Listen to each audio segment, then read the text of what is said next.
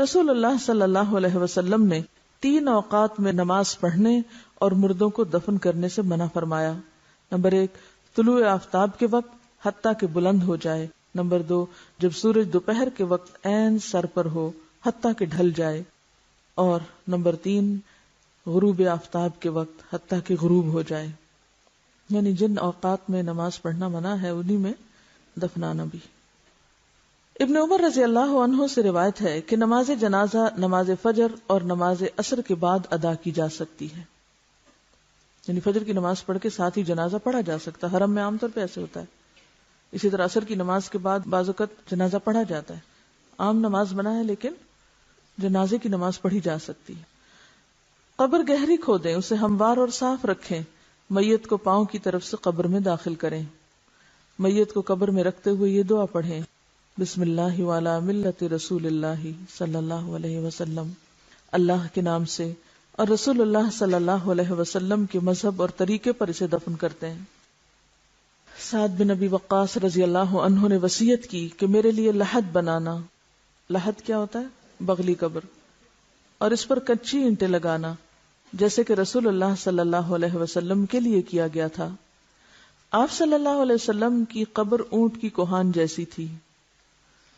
پھر قبر پر مٹی ڈال کر سب لوگ میت کے لیے بخشش اور ثابت قدمی کی دعا مانگے. جنازہ کے بعد قبرستان سے نکل کر دعا کرنا رسول اللہ صلی اللہ علیہ وسلم سے ثابت نہیں. قبروں کو پختہ بنانے کی ممانعت. قبروں کو اونچا کرنا، پختہ بنانا، ان پر گنبد اور قبے بنانا حرام ہے. جابر رضی اللہ عنہ کہتے ہیں کہ رسول اللہ صلی اللہ علیہ وسلم نے پختہ قبریں اور ان پر عمارت وغیرہ بنانے سے منع کیا. نیز آپ نے قبر پر بیٹھنے اور ان کی طرف منہ کر کے نماز پڑھنے سے بھی منع فرمایا ہے. چاہے کوئی شخص مجاور بن کے بیٹھے یا چلہ کشی کے لیے، سب ناجائز ہے. رسول اللہ صلی اللہ علیہ وسلم نے قبروں پر لکھنے سے بھی منع فرمایا. حضرت علی بیان کرتے ہیں کہ مجھے رسول اللہ صلی اللہ علیہ وسلم نے حکم دیا کہ میں ہر تصویر مٹا دوں اور ہر اونچی قبر برابر کر دوں. ام حبیبہ اور ام سلمہ نے رسول اللہ صلی اللہ علیہ وسلم سے ایک گرجے کا ذکر کیا کہ اس میں تصویریں لگی تھی، یعنی حبشہ کے علاقے میں جب یہ ہجرت کر کے گئی ہیں، کیونکہ عرب میں تو گرجا نہیں تھا. آپ نے فرمایا جب ان لوگوں کا کوئی نیک شخص مر جاتا تو وہ اس کی قبر پر مسجد بناتے اور وہاں تصویریں بناتے. قیامت کے دن یہ لوگ اللہ کے سامنے بدترین مخلوق ہوں گے. رسول اللہ صلی اللہ علیہ وسلم نے آخری بیماری مرض الموت میں فرمایا: اللہ تعالیٰ یہود و نصارہ پر لعنت کرے جنہوں نے اپنے پیغمبروں کی قبروں کو مسجدیں بنا لیا. حضرت عائشہ نے فرمایا اگر اس بات کا ڈر نہ ہوتا کہ لوگ آپ کی قبر کو مسجد بنا لیں گے تو آپ کی قبر کھلی جگہ میں ہوتی، یعنی اس ریسٹرکٹڈ ایریا میں نہیں. اور یاد رکھیے کہ یہ جو قبر کے ساتھ مسجد نبوی ہے یہ قبر کی وجہ سے نہیں بنائے گی. مسجد پہلے تھی اور قبر قریب بنائے گی اور پھر وسعت کی وجہ سے وہ ایک طرح سے جیسے مسجد کے اندر شامل ہوگی، حالانکہ اب بھی وہ ایک طرح سے الگ ہے، ایک کارنر پر ہے، بیچ میں نہیں آئی. ساری ایکسٹینشن پیچھے کی طرف ہوئی، آگے نہیں ہوئی. رسول اللہ صلی اللہ علیہ وسلم نے فرمایا میں نے تمہیں قبروں کی زیارت سے منع کیا تھا، اب تم ان کی زیارت کیا کرو. ایک روایت میں ہے قبروں کی زیارت موت یاد دلاتی ہے.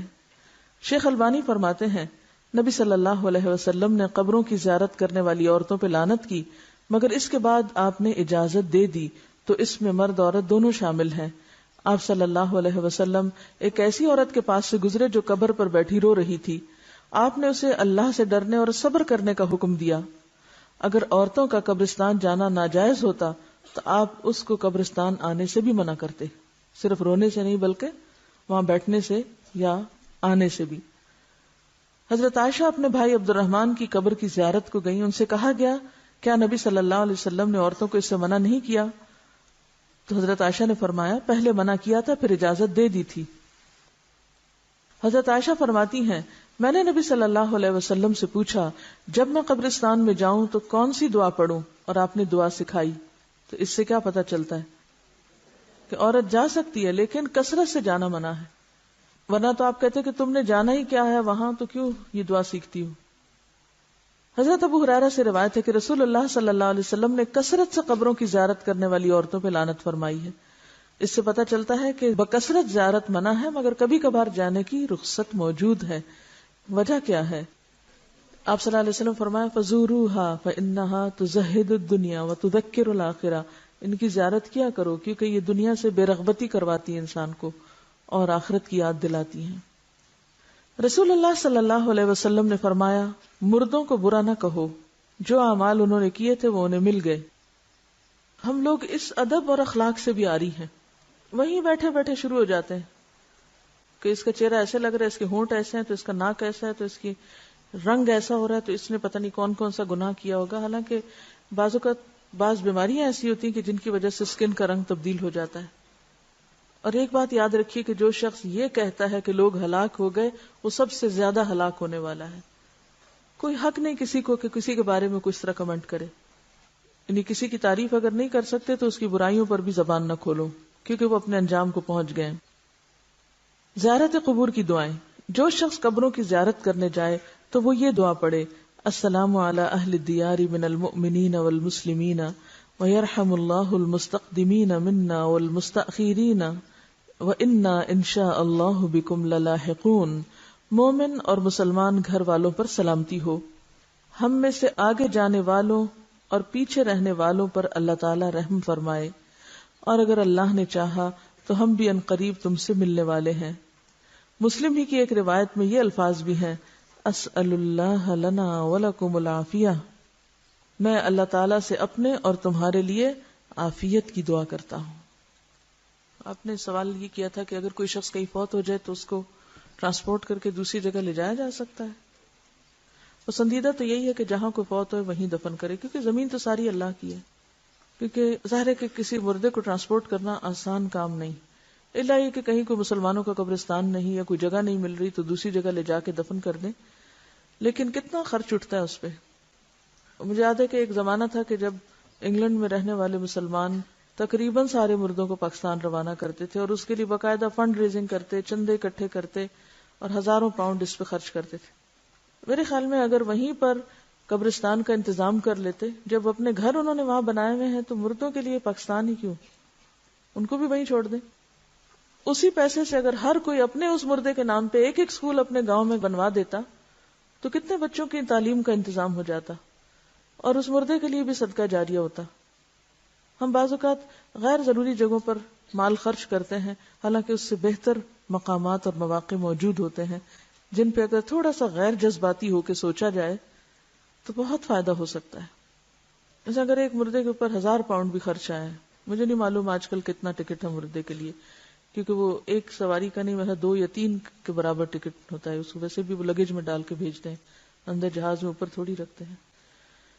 تو کرامت کے بھی خلاف بات بنتی ہے نا، ایک شخص جو فوت ہو چکا ہے، اب اس نے جانا زمین میں ہی ہے، وہاں اس زمین میں ڈالنے کے لیے کسی اور زمین میں آپ اس کو بھیج رہے ہیں، اور پھر اس سے حاصل کیا ہوگا؟ یعنی صرف دوسروں کی تسلی کے لیے، اور پھر اس پہ کتنے کتنے دن گھروں میں، وہ تو ایک خرچہ ہے نا کہ ٹکٹ آپ کو وہاں سے لینا پڑے گا، اس کے لیے 1000 پاؤنڈ اگر لگتا ہے تو آج کل 1000 پاؤنڈ جو ہے وہ تقریباً میرے خیال ہے لاکھ کے برابر ہے، یہ زیادہ ہے، میرے خیال ہے 1,14,000 یا 20 کچھ اس طرح بنے گا۔ اب اتنے پیسوں میں آپ کسی ایک گاؤں میں 2 کمروں کا اسکول بنا سکتے ہیں۔ اچھا، پھر انتظار میں جو وقت گزرتا ہے، 8 دن بعد میت آ رہی ہے، 8 دن گھر میں مجلس قائم ہے، سب لوگ کام کاج چھوڑ کے پتہ نہیں کہاں کہاں سے اکٹھے ہو رہے ہیں، اور پھر اس پر جو کھانے پینے کا خرچ چلتا ہے، لوگ قرضہ اٹھا اٹھا کے آنے والوں کی خاطرداری کر رہے ہوتے ہیں، وہ سارا اگر ملایا جائے تو اس سے کہیں بہتر کام ہو سکتے ہیں، اور جانے والے کے لیے دعا کر کے صبر کیا جائے، کیونکہ تھوڑے دن ہیں ہمارے بھی، وہیں جا بیٹھیں گے ہم بھی۔ تو جب ہمارے سامنے مقاصد واضح نہیں ہوتے تو پھر ہم اپنے جذبات، اپنی تسلی، اپنے سکون اور اپنی خواہش پورے کرنے کے لیے بلا ضرورت اس طرح کی تکلیف کرتے ہیں۔ اور جب نبی صلی اللہ علیہ وسلم کی واضح حدیث ہے کہ جلدی کرو، دیر نہ کرو، تو پھر کوئی جواز نہیں۔ دیکھیے، ایک شخص وہاں سے آئے گا، آ کے بس صرف شکل دیکھے گا اور روئے دھوئے گا اور خلاص۔ آپ پہلے اتنا عرصہ کہاں تھے؟ آپ کو اس وقت آنا چاہیے تھا جب وہ زندہ تھا، اب تو ایک رسم دنیا نبھانے آ رہے ہیں آپ۔ اور دوسری بات یہ ہے کہ مورچری میں رکھ دیتے ہیں۔ آپ کو کوئی مورچری دیکھنے کا اتفاق ہوا؟ میں نے دیکھی ہے، ایسے ہی جیسے فریزر ہوتے ہیں، کھلتے ہیں اور مردے اس طرح اندر رکھ دیے جاتے ہیں جیسے فریج میں آپ کو چیز رکھ رہے ہیں۔ آپ اپنے لیے پسند کریں گے کہ آپ کو مرنے کے بعد فریز کیا جائے اور آپ کو مرنے کے بعد اٹھا کے کبھی کہیں کبھی کہیں، اور بعض اوقات جب وہاں سے ٹرانسپورٹ کرتے ہیں تو آپ کو پتا ہے کہ وہ سارا کچھ اندر سے نکال لیتے ہیں، سب آنتے وانتے ہر چیز، حتیٰ کہ بازو کا برین تک کو بھی، اور صرف وہ کھوکھلی سے وہ ایک چیز ہوتی ہے، ہڈیاں چند جو اتنی دور لائی جاتی ہیں، کس لیے؟ زمین کے کسی بھی حصے میں ہوں گے اٹھا لیے جائیں گے واپس. ایسی چیزوں کو کٹ ڈاؤن کرنا چاہیے ہمیں، اور تھوڑا سا عقل سے کام لینا چاہیے جذبات سے زیادہ.